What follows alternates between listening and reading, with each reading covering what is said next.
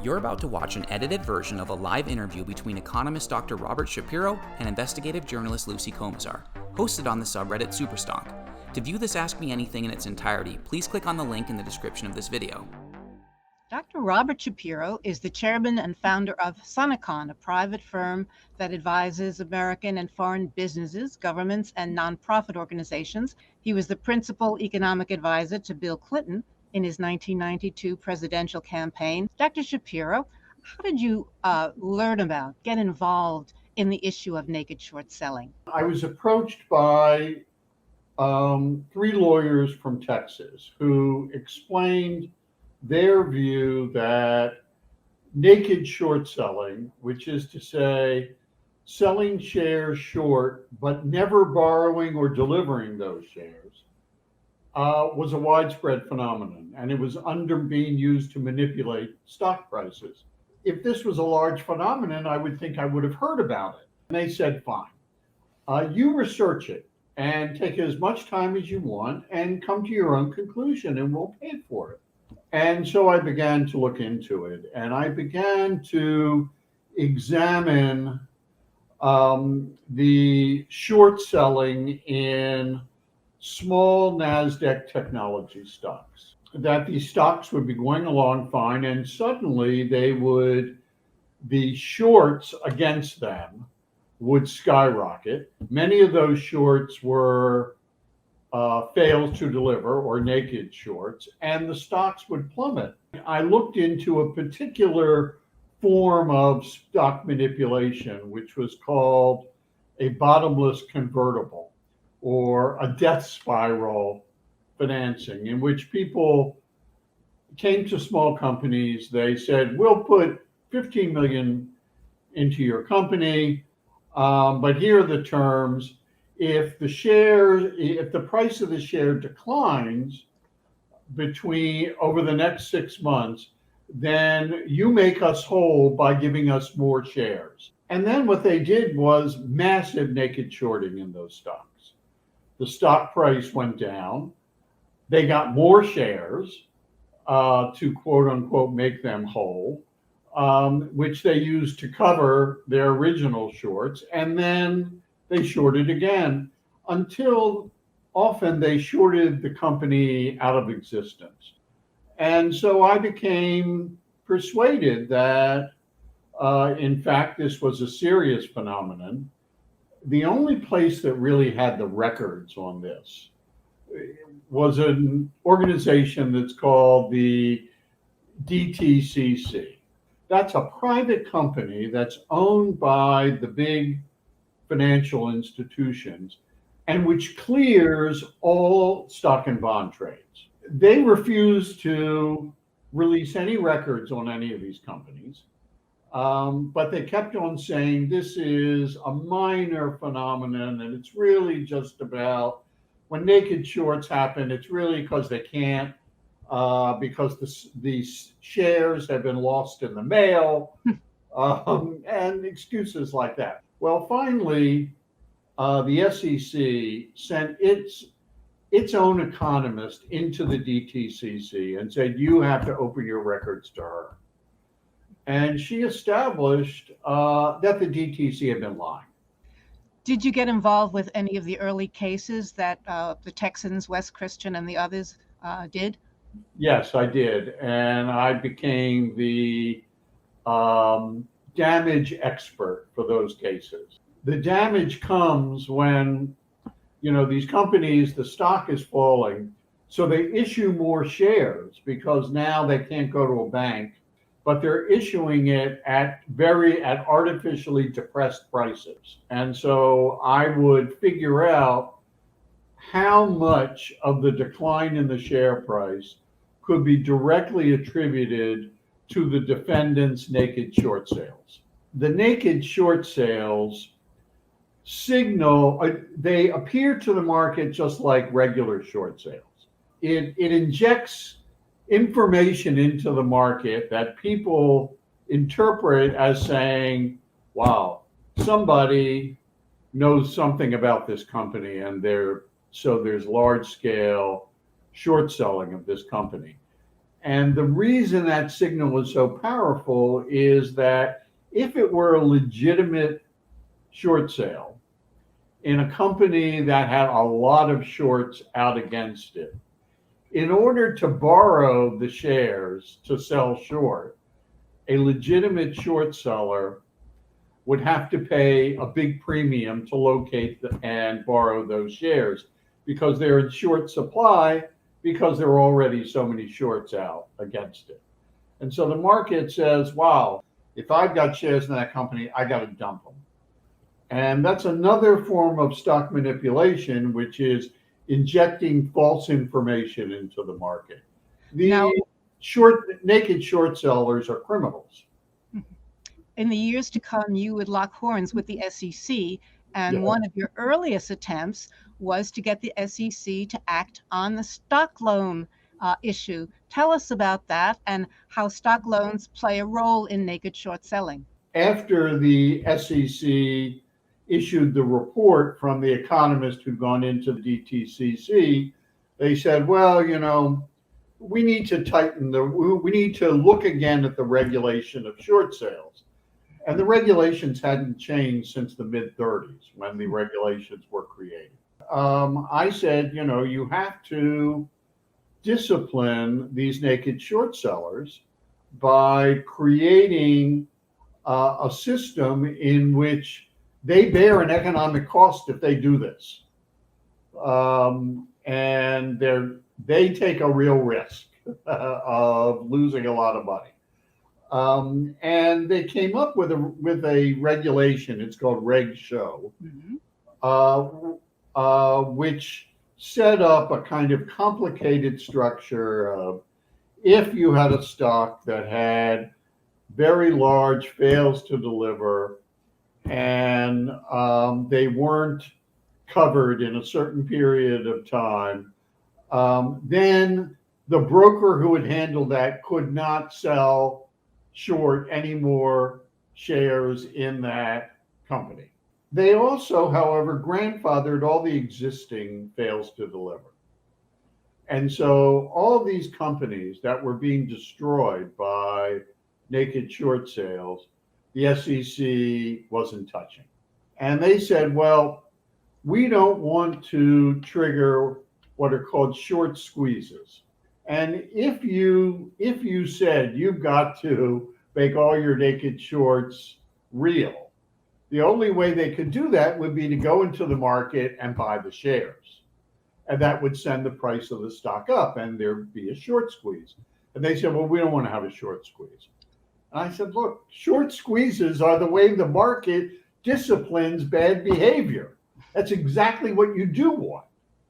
And otherwise, you're not going to have any effect on this. So they didn't do anything. And in a year and a half, it was clear that the rule had no effect. They came back and they said, well, what can we do? I gave them more advice. They took about half of it and it improved things a little, but not much. And then they finally put in place a rule that has some teeth. And it has, over time, moved the effort to manipulate stock prices through short sales from the kind of direct route that naked short sales represent to more sophisticated and esoteric instruments where you buy and sell options and puts, and you can have the same effect. Or you carry it out in what's called X-clearing, which is trading between financial institutions that doesn't occur through the regular markets. X-clearing means it's not cleared by the DTC. One of your next confrontations or meetings with the SEC, an interesting story. It was a year after the 2008 financial crisis. You went to see SEC Chair Mary Shapiro and talked about naked short selling and its role in the financial crisis. What did you tell her? In the 2 weeks leading up to the total collapse, which was the collapse of Lehman Brothers, the shorts against the major financial institutions increased fourfold, and the naked shorts against those institutions increased 50-fold. Half of all the shorts against the financial institutions were naked shorts.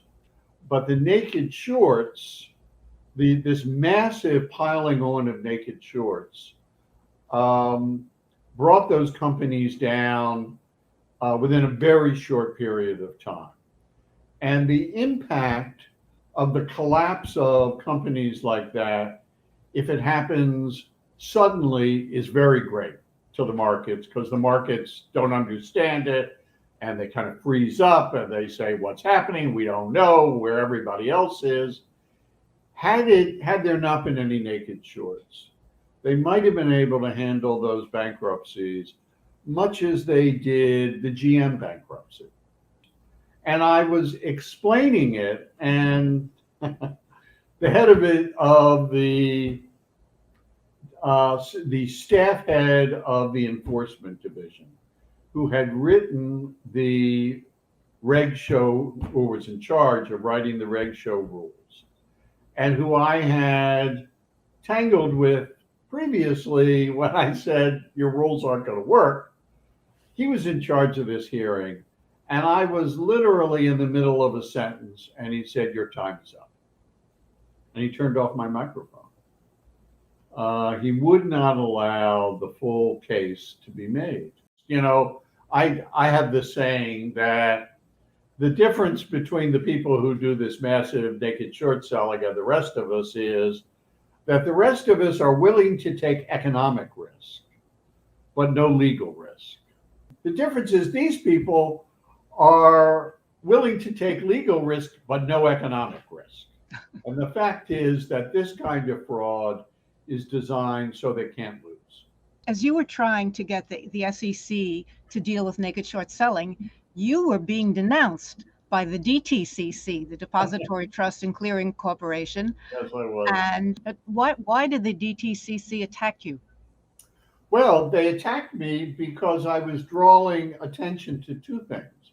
One was that they had allowed large-scale stock manipulation to occur.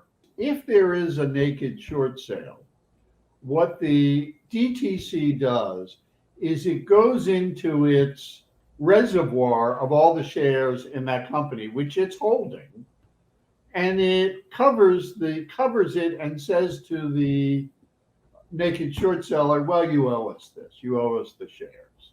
But it doesn't make any effort to collect them. Now, why? Because the second biggest source of revenue on Wall Street is lending shares. And the only use for lending shares is short sales. The SEC is in bed with Wall Street. Yes. So, and the DTC, of course, is owned by Wall Street. It's owned by the big broker dealers. So can you talk a little bit more about that? I mean, this seems to be taking regulatory capture to great extremes. Part of it is, SEC staff, there is a regular revolving door between being on the SEC staff and then going to work for a big either secure Wall Street law firm or a big Wall Street financial institution. And so, that's an incentive to please your prospective employer who's going to pay you $1 million or $5 million as opposed to, the 200 grand you're earning. Now let's talk about GameStop and how the market manipulation, including naked short selling, played a role in the share spikes and drops, and the role of the hedge funds. You wrote about this in detail in the Washington Monthly in February. Yes. Well, it was a very, as soon as this broke, the common line was, it's these small investors, on Robinhood and organizing on Reddit who are driving up the price of this company. Well, I looked at the stock price, and the stock prices, had gone from 15 or 20 to 400, and then they would fall to 200, and then they go to back to 350. And I asked myself, okay, when the stock is at those kinds of prices, who can afford to buy and sell large blocks of these shares? Because, they were being hundreds of millions of shares were being traded every day. Well, the small investors on Robinhood don't have the billions of dollars that involves. The only people who have that are institutions. Well, there are lots of institutions, but most institutions have fiduciary responsibilities. Institutions like pension funds and bank trust departments, who are very big buyers and sellers in the market, who is not subject. What institution is not subject to the fiduciary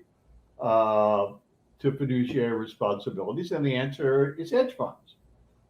Hedge funds are organized to move large blocks of stock in and out of companies quickly, which was what we were seeing.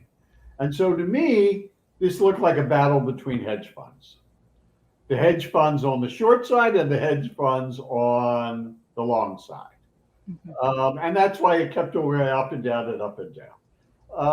And so it was a battle of billionaires that the small investors from Robinhood, they were just collateral damage. At times the shorts were 50, 60, 70, 100% of the outstanding shares. Well, whenever you see shorts, the outstanding shorts are equal to more than about 10 or 15% of the outstanding shares, you know that it's become very expensive to borrow the shares because they're in short supply, because you can't borrow shares from a regular investor. All the shares which are borrowed have to come from the accounts of institutional investors. So if you've got these massive shorts, it's very expensive. And if it gets over 50%, there are no shares available to borrow. Because the institutions hold 50% of the shares and you can't borrow from the other. So, this is arithmetic. So we knew there was massive naked shorting that was again manipulating the price of that stock. Where are the numbers that anybody could see, the numbers that are public that will back up what you're saying? All that is available at Yahoo Finance for anybody to see, for any company. You could get all those data and just do the arithmetic. Now, the SEC chair, Gary Gensler, said in London recently, I think we can bring more transparency to short selling. We have unused authorities in that space that were granted by Congress nearly a dozen years ago. So based on everything you have said here and what you know, what should Gary Gensler be doing now? Well, let me say first, I know Gary quite well. When I was Undersecretary of Commerce, he was Undersecretary of the Treasury, and he's a person of great integrity, someone I think who really is committed to protecting investors, regular investors. The first thing he can do, the most important thing he could do, is start referring cases of stock manipulation through short sales to the Justice Department for criminal prosecution. The fines are a mosquito bite These institutions believe that they can get away with anything because they have gotten away with anything. Mm-hmm. And so the strongest signal he could send would be to urge the indictment of senior executives of companies that have been found to do this on a regular or repeated basis. You know, the kind of dirty secret is that all these institutions make what economists call oligopoly rents, which is to say, the reason they make such enormous amounts of money is they control the market. There are a couple companies dominating the market. Now, the House and Senate Financial Services Committees had hearings earlier this year, and they barely mentioned short selling. Nobody mentioned naked short selling. What should Congress do? Well, look, you know, Congress, in its defense, the oversight function of Congress right now is there's not much bandwidth left, right? At the same time, I think what Congress should do, if I were advising them on this, I would say, you know, you could also set up a commission to look into the impact of domination in the financial system and the impact of criminal acts by those actors. We have some questions from people who are members. He said, ask him about more about his knowledge of shares failing in ex-clearing. I pointed out that about 40% of GameStop trading happens in dark pools. OTC, non-exchange trading for GME, GameStop, has exploded since January. Yeah. And is ex-clearing a way to let trades fail outside the DTCC and official SEC failure to deliver statistics?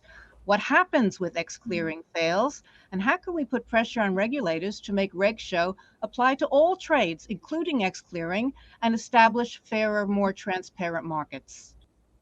If one institution can cut a deal with another institution and say, all right, I want to sell 500,000 shares of this stock, and it's right now trading at 40. I'll sell it to you at 38. And we will do this as a private transaction. So they said, well, okay, that's reasonable because it maintains the stability of markets, which is, you know, the golden rule for the SEC. Maintain stable markets. That's why they didn't like the short squeezes. It was used not very often because how often are these big block trades occurring? You could have a way to trade very large blocks of shares without dumping them into the market, but in a wholly transparent way in which there would still be cleared. It would just be cleared in kind of a different section of the SEC, of the DTC. But now the rules say that fails occur in trades that are settled by clearinghouses, by recognized clearinghouses, meaning if they're done through dark pools, they're not even under the rules of the SEC. No, they're not. Shouldn't they begin by changing that any trade that fails is a fail, and it has to come under the same rules? That they gave them an escape route. Absolutely. I mean, you know, it's not that they're not under the rules. It's that the SEC says, okay, you're under our rule, but you don't have to follow this rule if it's done excellently. Well, yes, that's the point. You don't have to follow so absolutely, a fail is a fail. And again, we're not talking about an occasional, Mhm. fail of 100 or 500 shares. We're talking about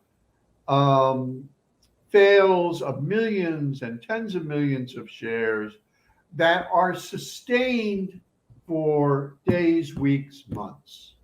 Well, it would appear that a lot of these fails went through dark pools. The GameStop fails, a lot of them must have gone through dark pools, because the statistics that have been put up show that a large proportion of the trades went through dark pools. There were so many fails. You put them together, and it seems to me, shouldn't that have been looked at by the SEC? Yes, yes, of course it should. And again, the most powerful thing they can do is establish it and then refer it for criminal prosecution. What kind of systemic change is necessary to prevent the rampant abuse of the system beyond what you have already suggested? Well, um, one thing we need to look at is the concentration in the financial sector. The question is not just, well, are they going to be broken up or their ability to buy more companies limited? It's that they know that they're under scrutiny. The Justice Department can come in and look at anything they want. The financial institutions are also regulated by the Comptroller of the Currency and the Federal Reserve Board, who also have the ability to go in and look at any record they want. So what you need is a Fed and a Comptroller of the Currency committed to an honest and free market. Transparency is a very powerful tool.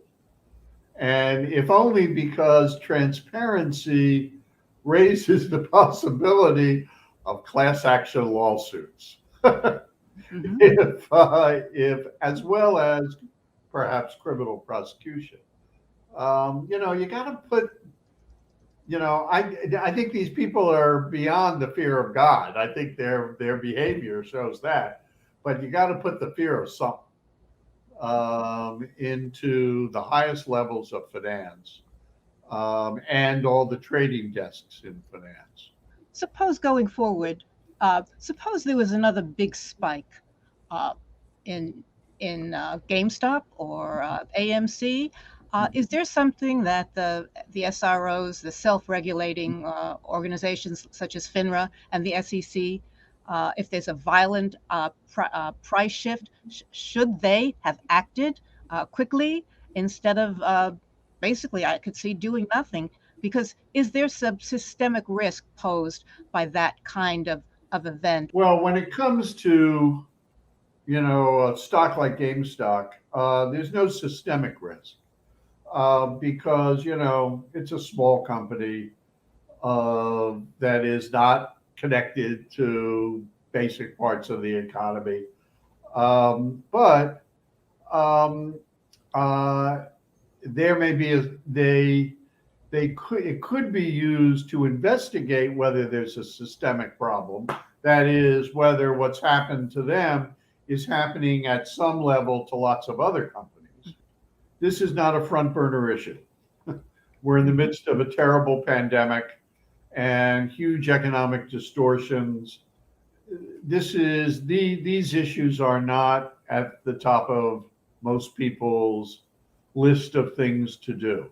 The SEC, which has no role in any of these other issues, can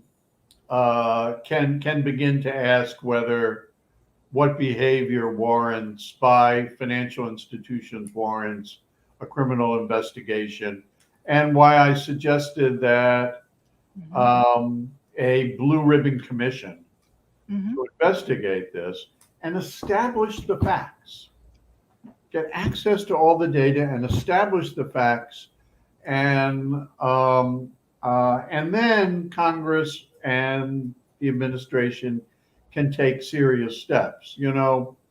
It's we have to remember that the U.S. economy is still the most important economy in the world, and our financial markets are the most important financial markets in the world. And everybody is affected by terrible distortions in it. So you don't want to make a big mistake. So establish the facts first, get transparency, establish the facts.